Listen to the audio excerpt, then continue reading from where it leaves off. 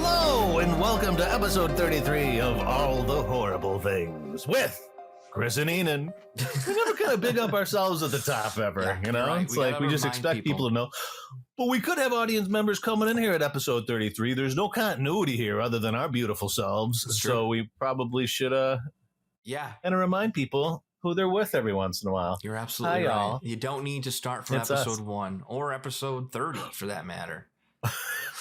Horror fanatics, most known for our hilarious YouTube video, Living with Michael Myers. Living with Michael And Myers. of course, Halloween's coming up, so we're going to be re-upping on that one, We're right? going to Push talk it out about there that. one more time.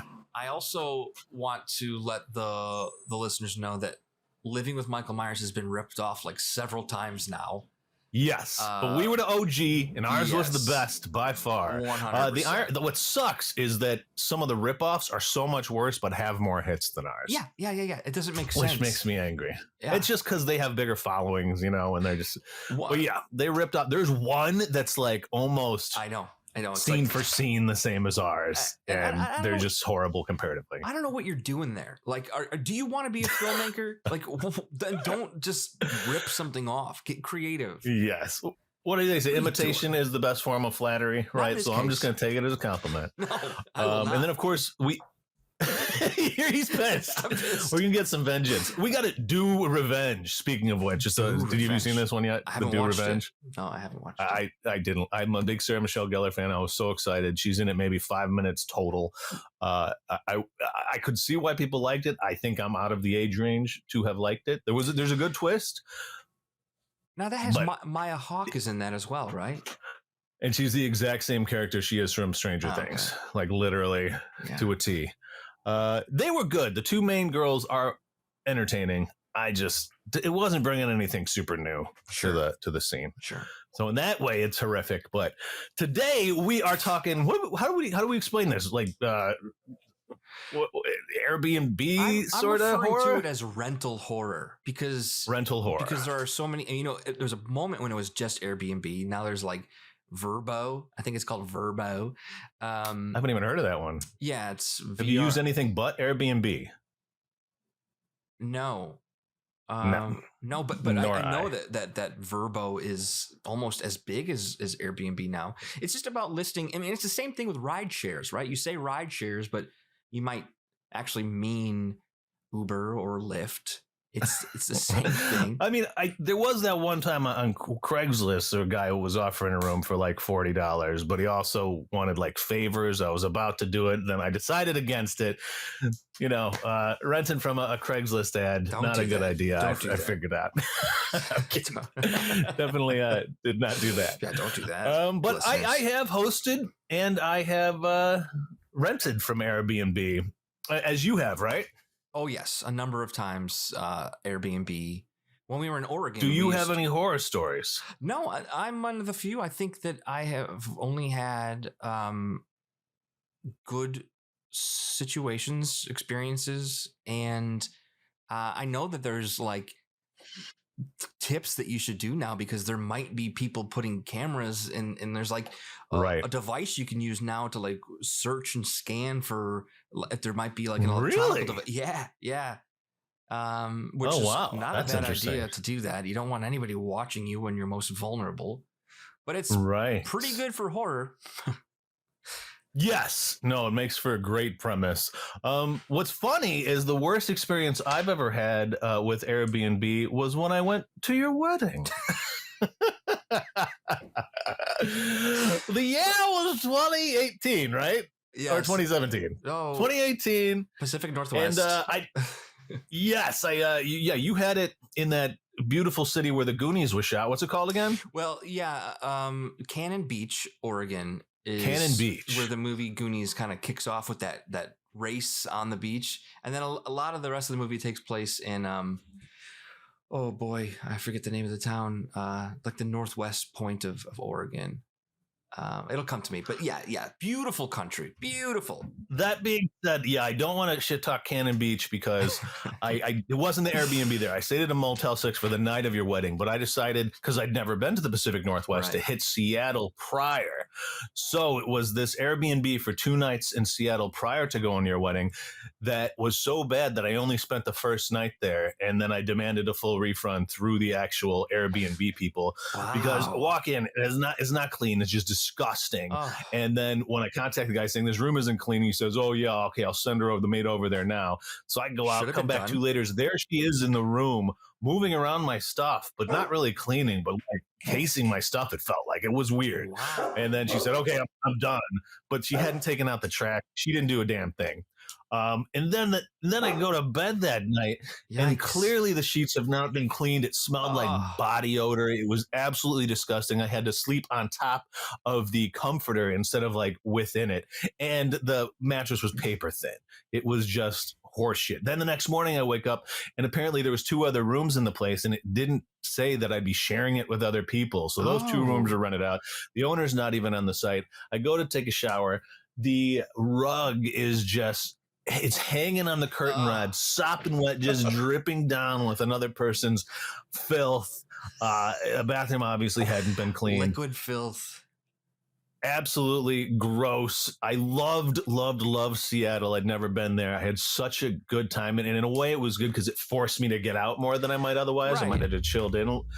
But it was so bad that I contacted him. He's like, "Oh, that doesn't sound like a great experience. How about I give you $20 discount?" I'm like, "Hell no, I'm going. Show me to your manager." I became Karen to the extreme in this case because it was pretty crappy. You have to stick up for that yourself. wasn't great in those moments. But gross. Interestingly, we're going to talk about Superhost later, and they rent an Airbnb through this woman, Rebecca.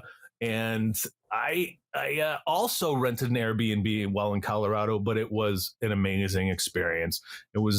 She was on the site, which was fine, but it was a beautiful, cute little house. I had my own private room. She gave me a glowing review. It was a much better experience than my Seattle Airbnb. Good. And as a host, for the most part, I didn't have any terrible guests because here in Chicago a few years back, I was hosting an extra room that I had, and it was mostly a good experience. And like I was just offering a air mattress. I was clear about it, but most of the people that stayed with me left me really nice reviews too. So that's great. I'd say ratio-wise, it's been good, but when it's bad, it's real bad. And we're going to talk about how bad it can get with these movies today. Well, it's interesting though because the whole idea could be looked at from 2 different point of views. Like some people might be going to an Airbnb for the actual experience of being in someone's place that feels different from their own home, and then there's a large amount of people who just need a place to crash for the night. So there are extreme differences. Something else before we jump into these actual movies is that men, which we talked about last week, could easily be tacked onto this because you know what? You're absolutely right. Yeah. She did rent it. Well, would you say that's more of like no? There was no breakfast, so that is an Airbnb, correct? Like rental for sure, because it's not bed and breakfast. I did that when I was in Dublin. Mm-hmm. That was mostly a good experience. It was really hot in there.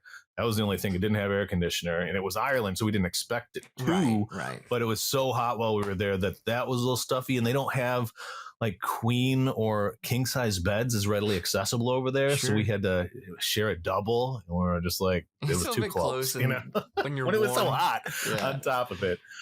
But yeah, you're right. Men could be tacked on, and it's just about as horrifying as it gets. But men isn't supernatural. These all are not supernatural at all. Correct. These are all rooted in what could actually happen, which makes them that much scarier. Men was more of, the psychological elevated horror. Would you say any of these are elevated horror? I don't think so. No, I wouldn't. Do you think Barbarian might verge on it? Verge on it. I mean, Barbarian's an interesting movie because it kind of feels like it's almost an A24 film if it isn't. I don't remember it saying that, but A24 necessarily doesn't have to be elevated horror. They do a wide range of almost psychological. And I mean, but there's extremes. There's like body horror. But Barbarian, no, I would not say it's elevated because I also feel like it has pieces of it that feel like other movies you've seen before. Right. This feels like late 70s, early 80s, almost like classic. Yes. Just location horror, you know, and real life psycho horror, essentially, because we're dealing with, I mean, ultimately, we're going to get to that. Our main big bad, we get to see in a flashback, but what happens to him in the actual one?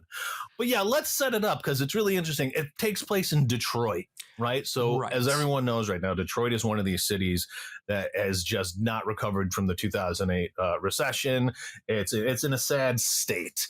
And when this, our main character, Tess, played by Georgina Campbell, rolls up, she can't see how bad this neighborhood is, which was such a beautiful contrast to when she leaves the next morning, because you couldn't really tell. I was just freaked out because there was no lights on all the buildings at night, but I had no idea that they were also just completely dilapidated. Yeah, it was a bit of a shock. It also felt like, I don't know if you're familiar with Breathe and Don't Breathe. The yes. Yeah, also set within parts of rundown neighborhoods in Detroit. So it had that feel too, which kind of felt like they lived in the same horror universe. Yeah, I could see that. But have you been to Detroit? That's something I was curious about. No, I've never been. And unfortunately, because I've heard amazing things. Yeah, nor have I. I've only just clipped into the southwest corner of Michigan, along the lake, but I haven't gone super far. Actually, you know, when I was a kid, I think I had a friend who took us up. What do you call that thing at the top of the UP? Michigan? The Arm? The UP, the Upper Peninsula? The UP, yes. I think I did go up there in elementary school. I can't remember it at all. And Michigan is a place I'd like to explore more, especially here in Chicago. It's so close to us, and I feel like it's like an untapped wilderness in some way. We just keep going to Wisconsin over and over again. Right, exactly. Wisconsin's so much easier. But it was interesting to see because we get to flashback 40 years when it was bustling because of the auto industry there. And you see an idyllic sort of neighborhood that the house used to be in, which is interesting. Enough so where the guy moving next door is going to tell his neighbor, "Oh, I just wanted to tell you before you saw the sign, we're moving out of here." That's, it's just so sweet. And it is played by the very funny, brilliant stand-up comedian Kurt Brownholer, who's just super funny. And I was really happy to see him pop up in something like this. He fit that part perfectly. Yes, no, he was great. How do you say his last name? Brownholer. Braun. I just want to be clear here because he's a comedian and he's not making fun of his own last name. He sounds like Brownholer. I'm sorry. It's the kid in me. Yes.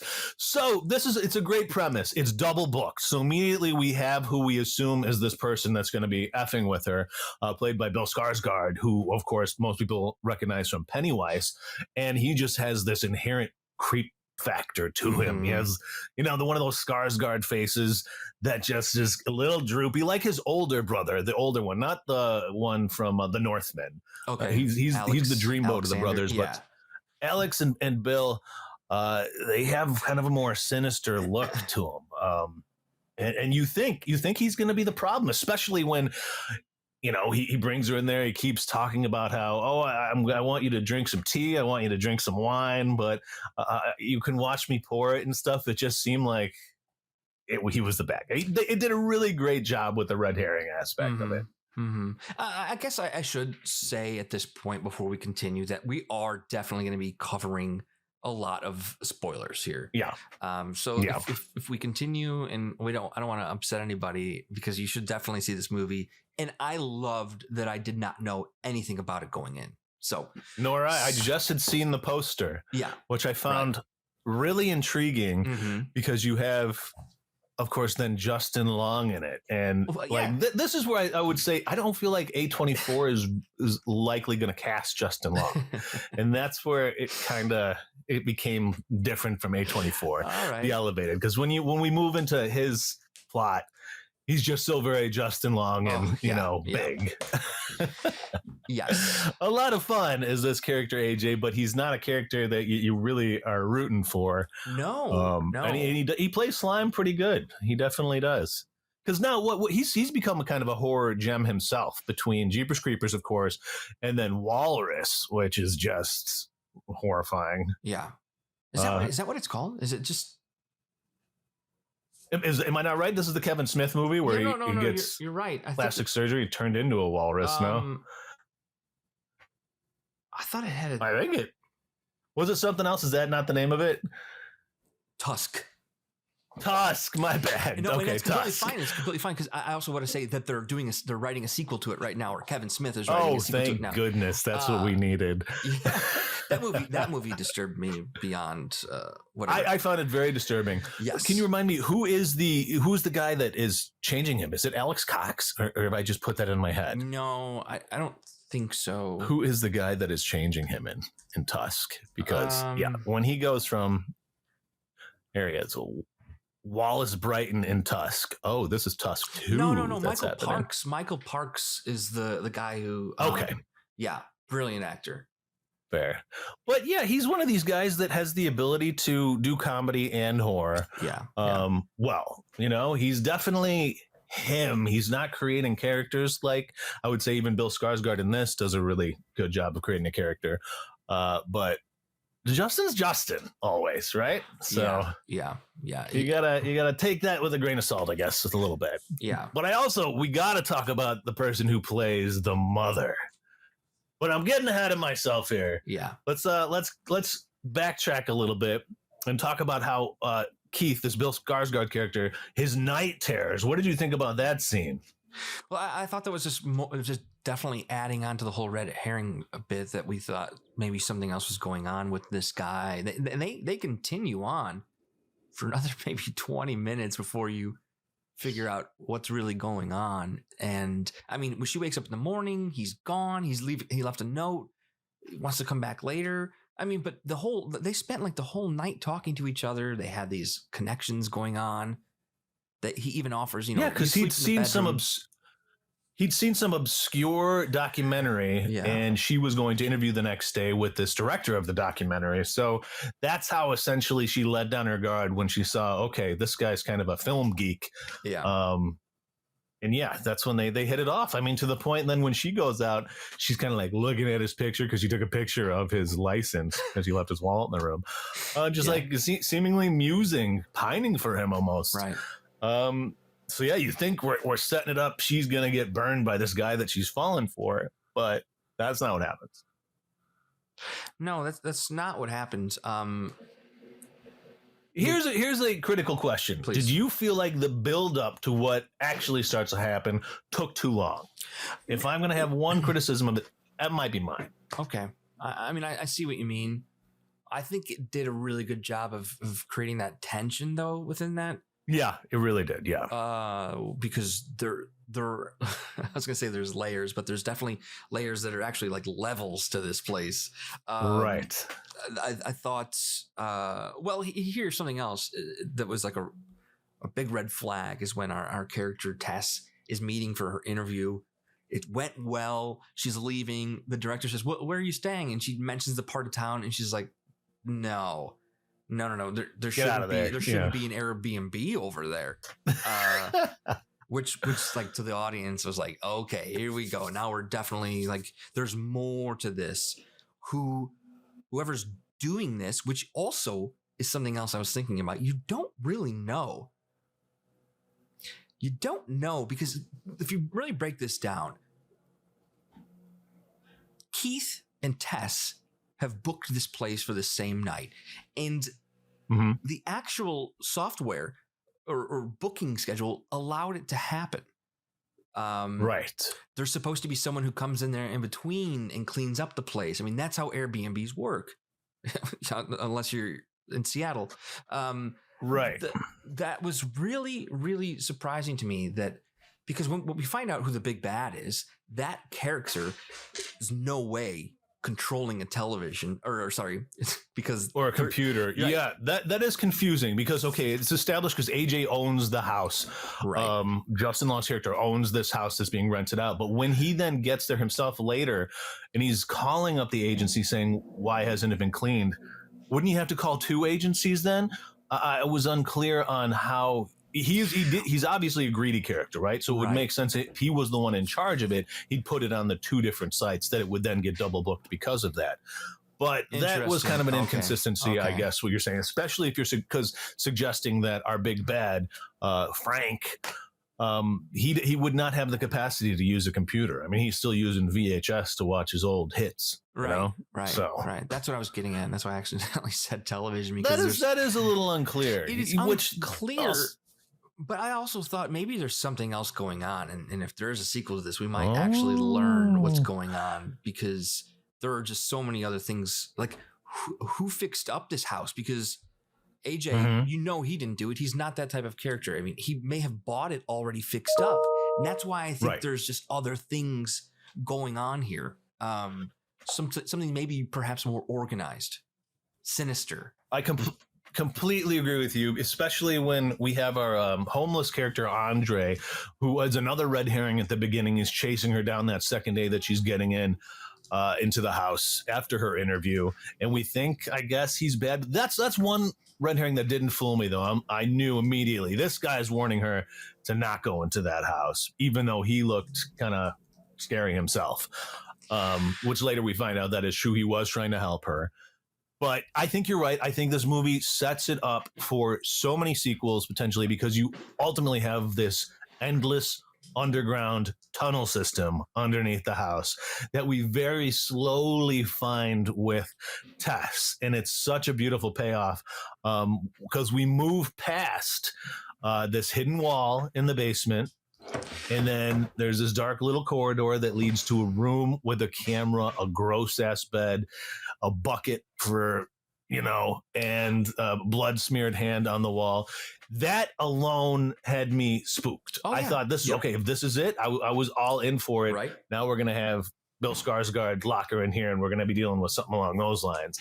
Glad it didn't end up like that, but I certainly was freaked out enough by this really horrifying room to understand why she immediately wanted out, was going to toss aside any sort of romantic potential with Bill Skarsgård at that point, just leave until he, suspiciously asks her, please stay, let me check it out.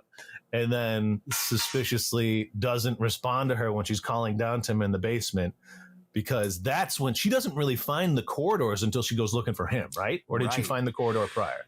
No, she hears the voice. She bumps up into the wall, and that's when she knows that there's another door that goes down into a very cavernous type corridor, and also an amazing location. There's kennels down there. They're human kennels, right? Are those look specifically made for people there, for sure, or large dogs, I guess. Yeah, you're right. And they were rusty and looking potentially bloody. And then we don't see the strange room that first time she goes into there, though, right? The feeding room. No. No. We don't go because essentially this is where the movie changes, because obviously we mentioned spoilers. Bill Skarsgård is not a bad guy. He'd been bitten by the mother, and it's so dark down there. When Tess finally does go after him, she finds him, and then we have this mother character just horrifyingly running at him, grabs him, and smashes his head into the wall. Very graphic death, like one other death in this that we'll talk about.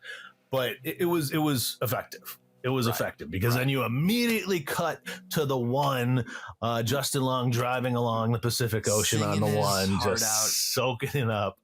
Yeah. Yes. Cruising and then we find out Pacific. that he's... I'm sorry, go ahead. He's cruising down the Pacific Coast Highway with a convertible, which says a lot about his character right now. I felt like he was very industry. This guy was doing really well. Had just come from good news or heard something, and then his whole world. He's part of this new show that got picked up until his co-star claims that he has raped her, I guess. It comes out. Right. And we find out later that it sounds like he probably did go too far. Oh, at first, it's a little ambiguous whether or not we got a Harvey Weinstein on our hand. But we don't like this character. He's not very likable. No. Even if he had been falsely accused, he's not likable, which works out. Right. I think our likable character, our hero, died when his head was bashed into the wall. Well, you got to give it to Tess. Tess is our most likable, right? No. I know. I'm talking about as far as what a stereotypical male in a movie might look like. Yeah, he was supposed to be the good guy, but Tess is the badass of the movie. For sure. So it's unclear to me how much time has now passed. AJ essentially loses his gig. He's having to liquidate all of his assets, and he does happen to own this house in Michigan that he's been Airbnb in, and he goes there to, I guess, sell it? Yeah. He was going to sell the house, right? Well, I think to your point, yeah, we're not 100% sure how much time has passed, but he meets with his financial advisor who says, you can't afford to do this. I mean, you're going to go to court. You're going to lose everything. And he's like, all right, well, I'll go sell stuff. He goes to Detroit and finds out immediately he was not supposed to leave the state, which I thought was really interesting. Is that, his character is entitled, probably got a tip off from somebody about investing rental properties back home in Michigan and just gave him money. Didn't even know what the place was, because when he first shows up, I think maybe he'd been there for the first time, right? Isn't that the impression you get? You get that, unless he was there for the initial. He also shows you're right. It did seem like he was there for the first time. But he also shows up in the middle of the night and doesn't see the neighborhood either. So I'm thinking his character was kind of duped when he bought this place. Like, this place is not going to make money for years. So this is the place you're going to liquidate? Like, you're not going to make any money. No one's going to buy this from you. Not a chance. No, that's what was so interesting about Skarsgård characters. He was setting up these communes in all of these dead neighborhoods for like artists, so that's why he was kind of scouting out this neighborhood to see if it was viable for another commune. I liked that. I liked that explanation, because I think we're all wondering, like, well, what is his character doing in this Airbnb? What are you doing there? That made sense. His being there made sense. She seemed too smart to have not looked into it, unless, well, I guess it wasn't established how maybe she was just really poor and she had no choice. Saw that as the cheapest option. She was also ignoring phone calls, if you remember. She was ignoring phone calls. She was, I think what we're supposed to believe is, was leaving somebody, maybe a relationship, to go after a job that she really wants. I mean, that's me connecting some dots on my own as an audience member. I think that makes sense. She took whatever she could, whatever was available, because also we find out there's an event, a conference in town that's booked up all the other hotels, so she's stuck there. Right. Which seems so suspicious at first, but it was actually the case. That's the case. Yeah, that makes sense. Yeah, her probably her ex, this Marcus character, that you're right. We never get any sort of true explanation for that. We are just made to infer, which I don't mind. No, I think I can dig that. No, I thought that worked. Really quick. So as we mentioned, this mother character kills Skarsgård for us. But did you know he was played by a dude? Have you looked into who plays this character? I did.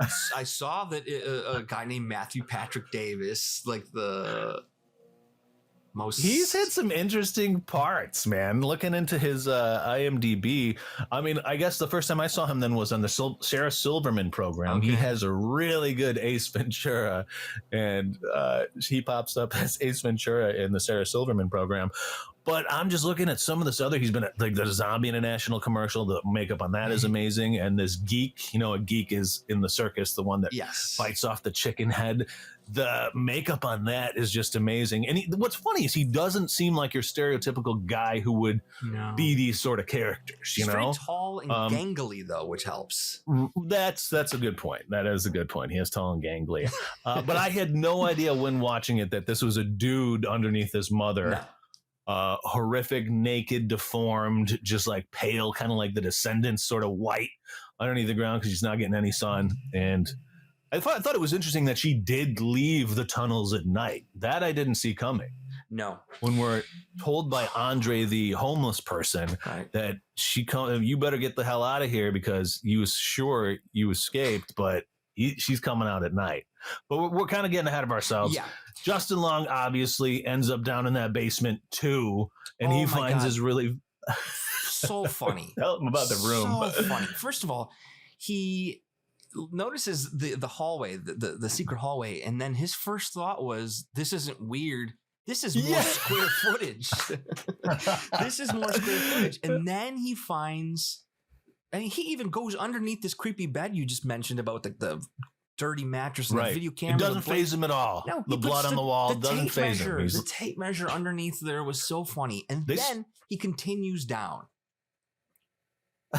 Still measuring. Yes. At first I was like, this is a little bit too much tape measuring scenery footage. But then they use it really effectively when it gets caught by the mother. She messes with it at some point. And that was really effective because those are the scary things. The sounds that those measuring tapes make can startle you in the way that they move so fast. Really clever. I thought that was an effective moment. Yeah. Well, tell him about the room that he finds. Well, there are two. First, he finds the kennels. He's trying to measure the square footage of that one. Then he finds the room with the television in it with an old, it's an old like tube television, this little box on the ground, like a 13-incher. Yeah, it probably has the VHS or the VCR attached. Yeah. And we all had them like in our bedroom as kids, because for sure. But he, it's like an instructional video on breastfeeding, which is really weird. Why would this be down here in this? And it's playing. Why is this on? Then he finds himself in that hole. Which might be one of the creepiest things in this place, is that he falls into this hole, but we find Tess. Right. So it's like some sort of pit. And that itself is scary, just to be running in the dark. That happens in another movie we're going to talk about here next, where you're just running through the dark and you just fall into the pit. But there's Tess. And then we have the mother slams down the cage door on them in the pit. Like she'd known he was going to run that way or something. They're both trapped now. And then it's time to be the mother. Here comes her maternal side coming out for the first time. Mm-hmm. And she offers Justin Long a really old-looking baby bottle. Well, at first it's the bottle, but when he refuses, she drags his ass back to that breastfeeding room, and then we see you're getting the teat. Him force fed some of the human milk. Something really like this is the kind of movie I love, when there are things that you can really start thinking about for a long time. Like, wait a minute, the mother didn't dig that pit and put a cage door on it. That's the stuff that you start to think about. That's really creepy. Who put it there? She would not have had the wherewithal to do that. Right. Yeah, that's a fact. Or just the materials. Right. Yeah, that is interesting. I wonder even if Frank did that, or we do maybe one of these incestuous male children that he potentially made. Right. Well, who knows what's going on? That Frank is in our flashback scene. That Frank is at the hardware store getting stuff. So he's creative in that sense, I guess. That's true. Yeah. Yeah, because he says he's not going anywhere. It probably is Frank. He's kind of a rough and tumbler. Your stereotypical misogynist dude from, I guess if it's 40 years ago, we're talking 1980. It had to be around when there was VHS tapes, It almost feels like it was earlier than that, the way the cars looked and stuff. Yeah. But I'm guessing 79, 80, 81. I think the filmmaker did that on purpose to show such a dramatic change in time and fashion and cars. I thought that was also really well done. But we also find out that Frank is a creepy stalker who doesn't even necessarily have to plan things out. He's already got the stuff in his trunk ready to go if he sees someone he likes. My gosh. Yeah, that was scary. Yeah. Because he's an exterminator. Oh no, he's a plumber. Right. So he fakes saying that there's an issue with the plumbing, goes in there, unlocks one of the windows to then later come back. Ugh. Which is interesting, because I did think he was going to take her then right there in broad daylight. But we see his methodical nature and his patience ultimately. He's a very patient horror dude. I know. And this is he comes back at night. And then we really don't get any more of the past. That's all we needed to know for the setup with the kennels, because he's done this with dozens and dozens of women. We're told by Andre then that he's just been making babies with these women, who have then been making babies with the babies for the last 40 years. So there's at least 3 generations of potential progeny crawling around these tunnels. But we only see the mother and Frank in this one, which I thought... The only hint we're given is that Andre says she's not even the worst thing down there. And I don't think he could be referring to Frank, because Frank is so old at this point. that I don't believe he was talking about Frank. You know, I think here's the thing I really believe is that these tunnels expand maybe the entire neighborhood. You know, I have my own theory that Frank would abduct a woman and then like start digging in their house to connect things.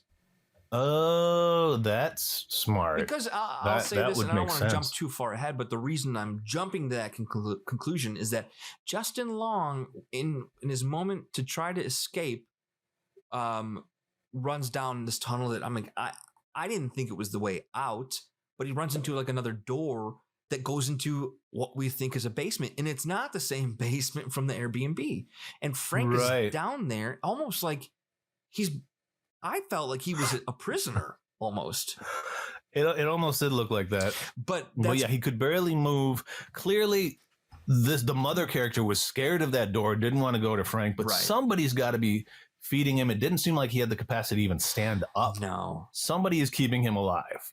And that's unclear. So you're right. Maybe that led to a house in the neighborhood that also has a similar situation where they're all dilapidated and messed up that nobody's checking. Yeah. And the hidden door was pretty cool. And if he was able to manufacture that same sort of hidden door in other houses, it could go unfound. Yeah, I think that's what was happening. I think that this is a vast system of tunnels underneath this neighborhood where no one lives anymore. And there might be a reason that no one lives there anymore. Yeah. Yeah. Okay, let's kind of bounce forward here, and obviously, actually, let's talk about Frank killing himself because we're kind of at that point. That is something that also kind of bothered me. So Justin Long goes down there, realizes, oh God, this guy is a rapist. He's filmed every instance of his horrible deeds. But then he keeps gesturing to this little drawer over here. Can you get me something from this drawer? Right, and then Long unthinkingly just moves the whole drawer over next to him. He pulls out the gun. I don't know why he wouldn't have shot Justin Long. Suddenly he goes from seeing so nefarious to just sad and pathetic when he just shoots himself. Well, it seemed that's kind of why strange to me. That something else again is going on here, and that something else that's worse really is down there. There's a reason that he's living down in the basement here, and he's not even in the house that he started off in. You know, I think you're right. Maybe he is being tortured now, and he was getting a taste of his own sort of medicine by one of his own creations. Yeah. You know, that's very possible. I like that theory. That would make sense why he'd kill himself, but there's no obvious evidence. You have to make big inferences, I think, to get there. Which I'm okay with, because I really do think we're getting another installment. But I hope so. If you look on like Wikipedia, it says it's a hit already. I mean, I think it's doing decent. Yeah, I think this is the movie. This will be like one of the, even though Nope is going to be one of the best horror movies of the year, Barbarian might be the most talked about horror movie of the year. Yeah, I think you're right. I think it's going to kick ass when it gets to streaming too. Yes. I think it's do really well on streaming. Yeah. But yeah, Frank kills himself.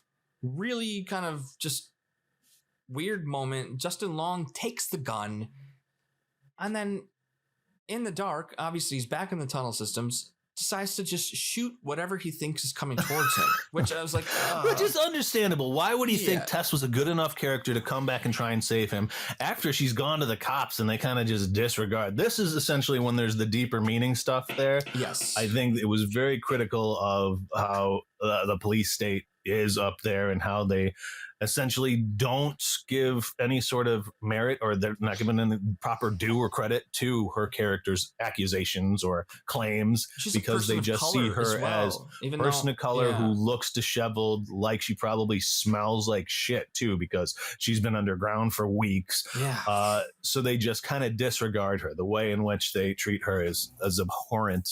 And they're like, the only crime we've seen here is that you broke the window of this house that you stayed in.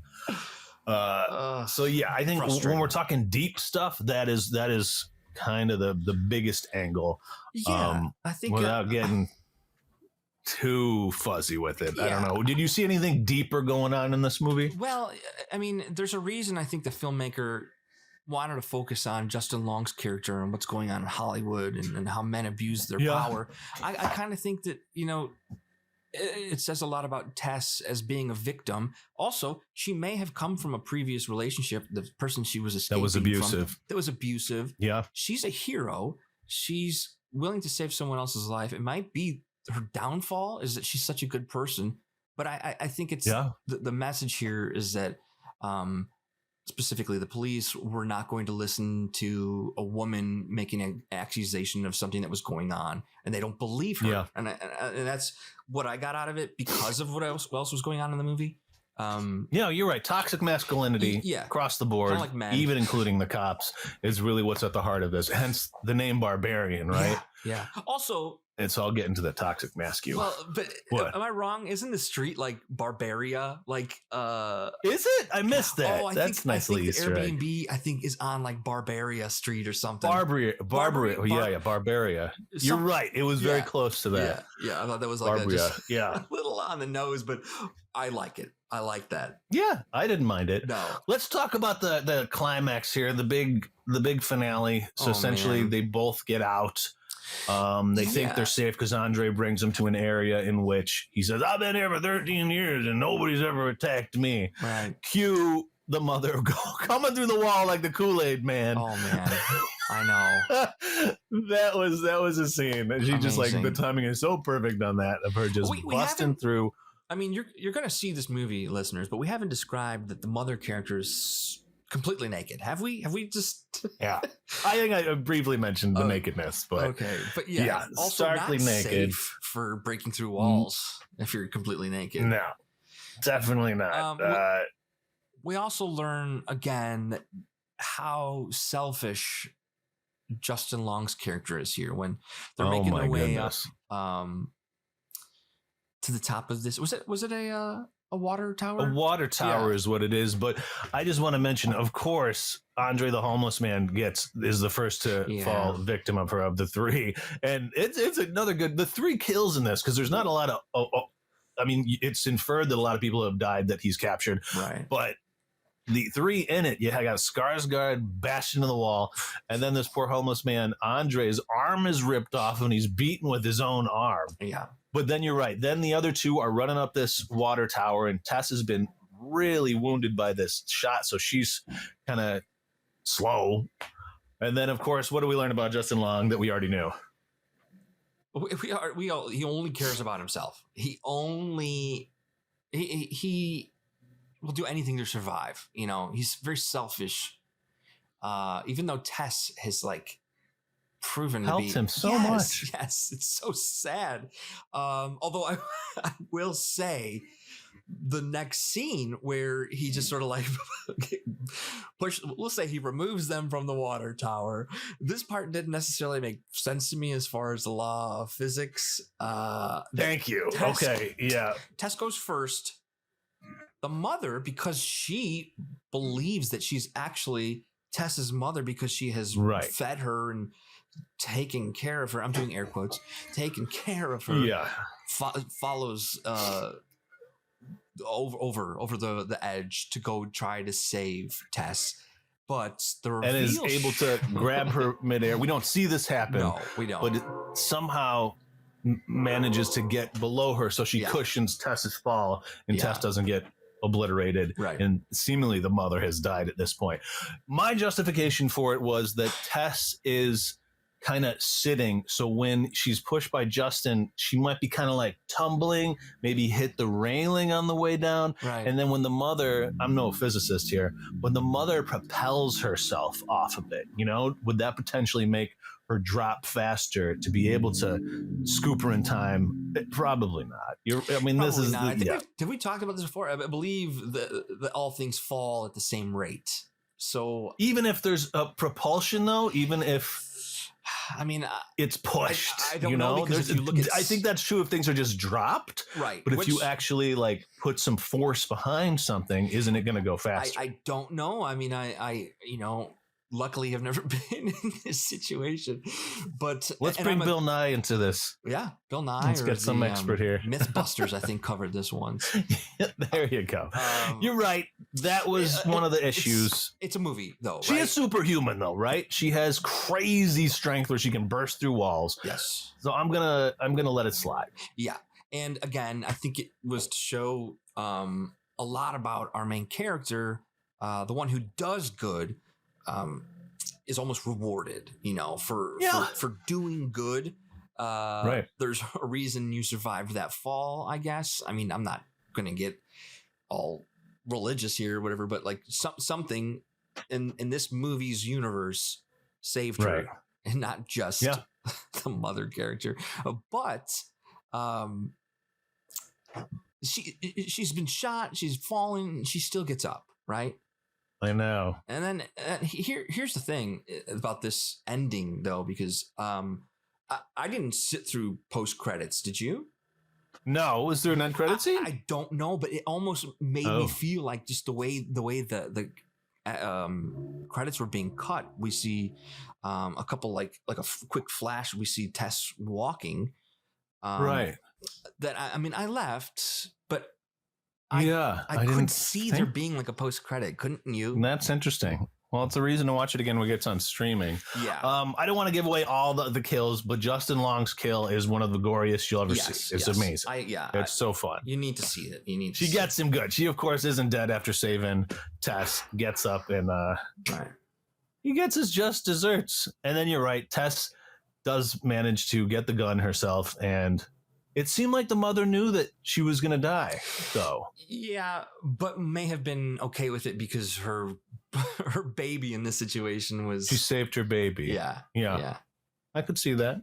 She was selfless in that last moment. Didn't want to bring her back down to the cave. Well, if you think about this... but all in all, this is A+ horror for me. Yeah, like, I really liked it. Yeah. I mean, this character... I thought it was great. In this dungeon all day watching the same tape, and the same tape is just about a mother taking care of a baby. That's all this character knows. Unless Frank was given some sort of parenting lessons. Not a chance. Not a chance. No, it is such a funny scene when he's in the grocery store too, and getting all these items, and the woman that's helping him, the clerk, thinks he's having a baby and everything's innocent. Nope, just me. When it's clear he's just so sinister. And the woman's like, "Oh, you're gonna want diapers. You're gonna want," and he's like, "I don't plan on taking care of." Yeah. Right.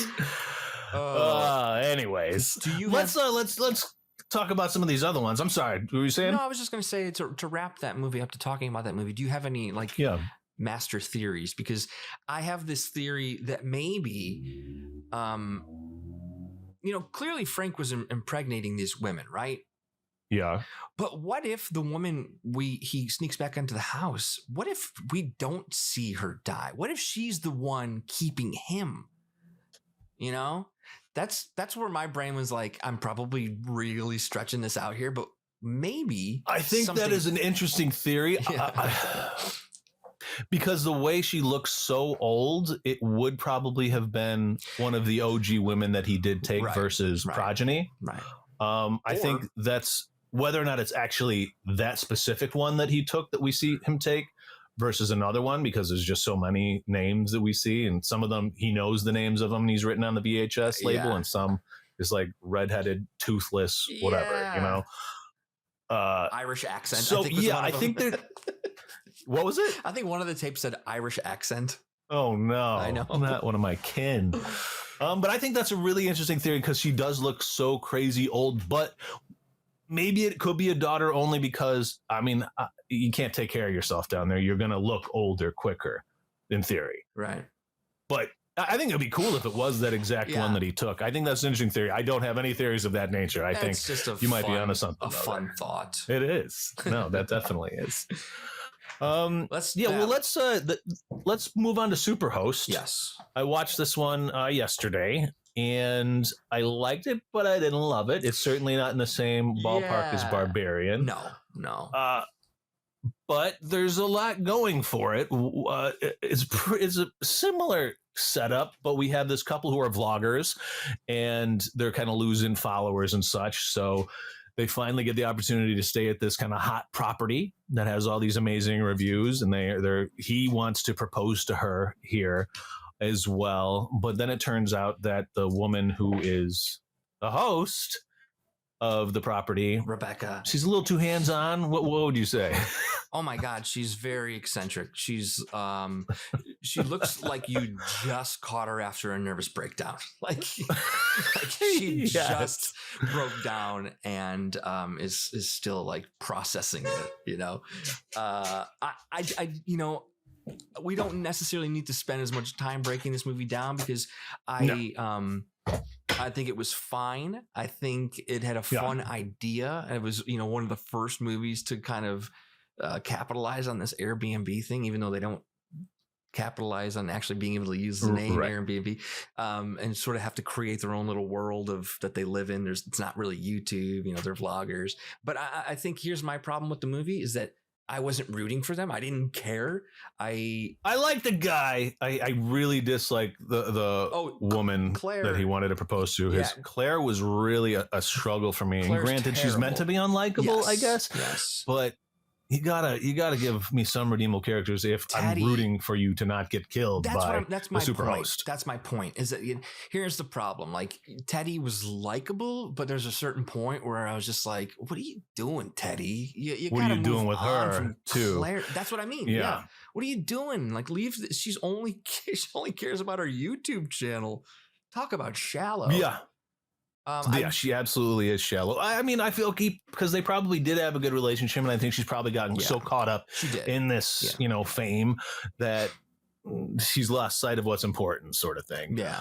But at the same time, it does then make it easy to root for Rebecca, played by Gracie Gillum. Have you seen this girl before? No, but I thought her performance was very fun.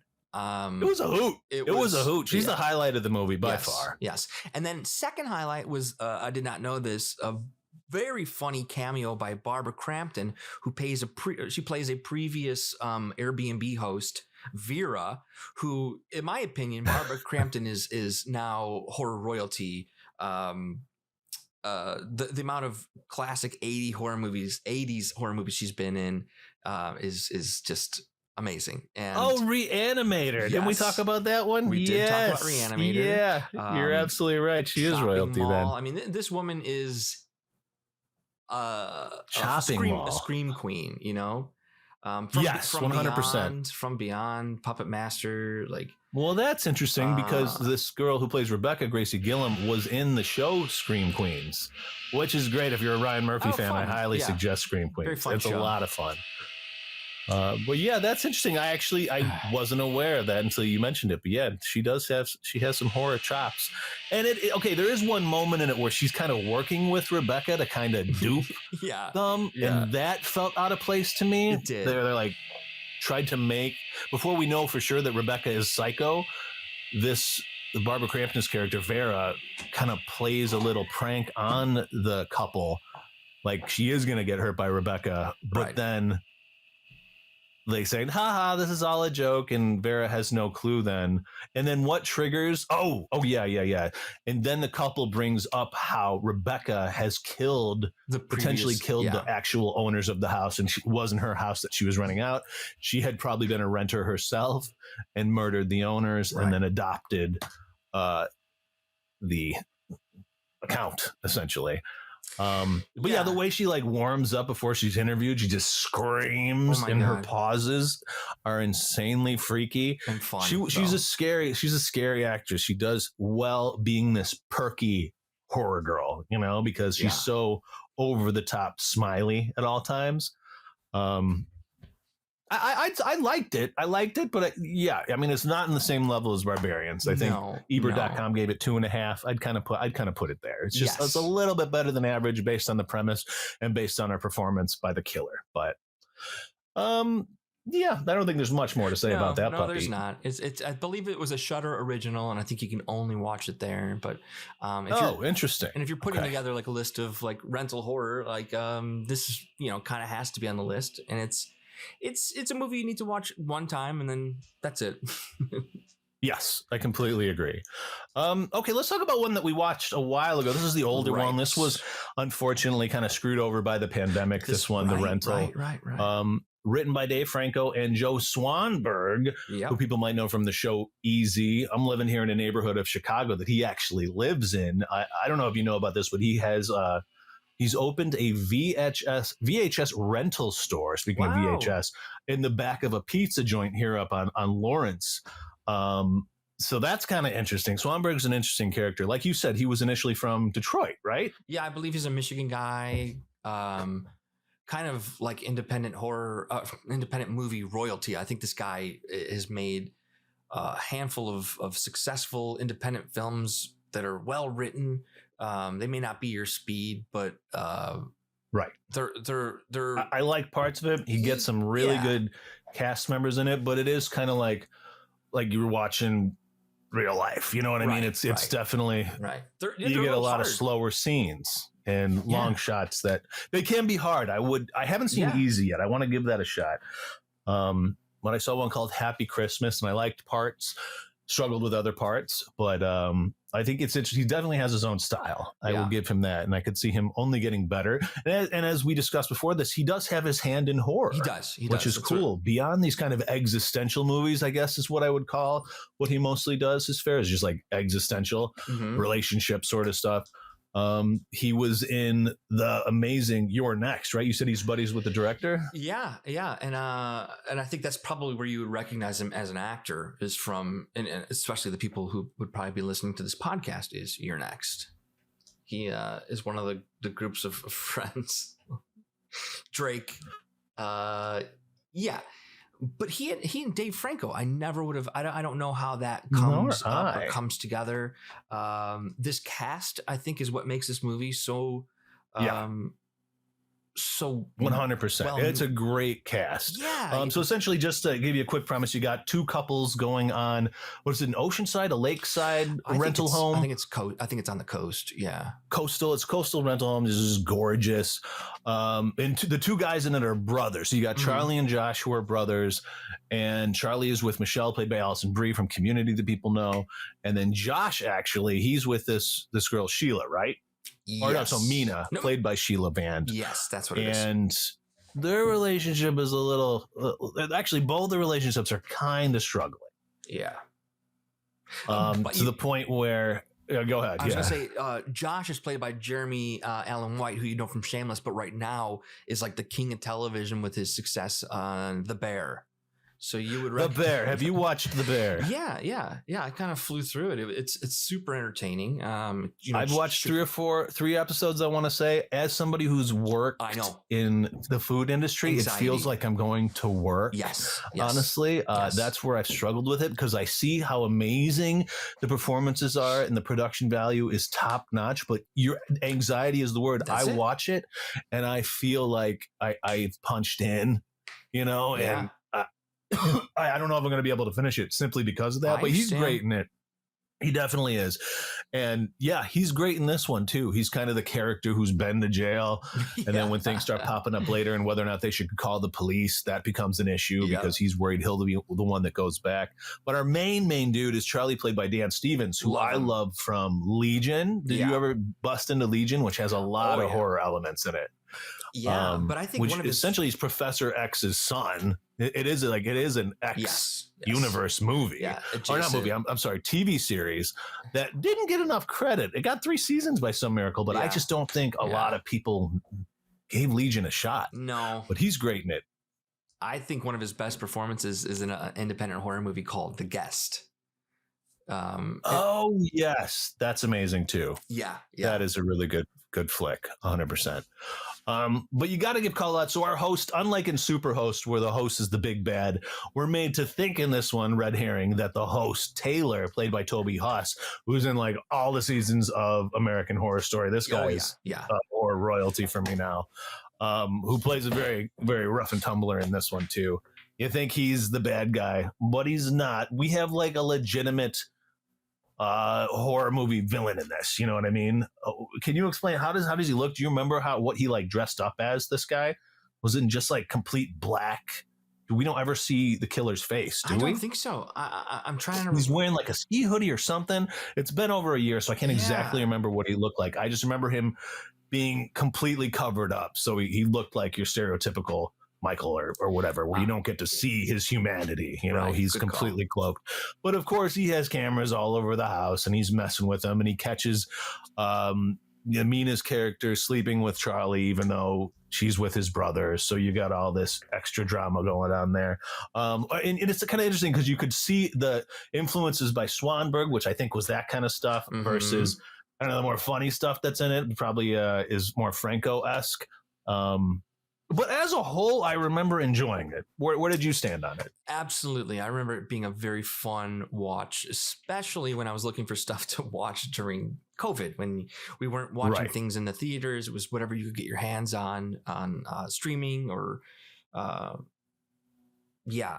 remember enjoying it.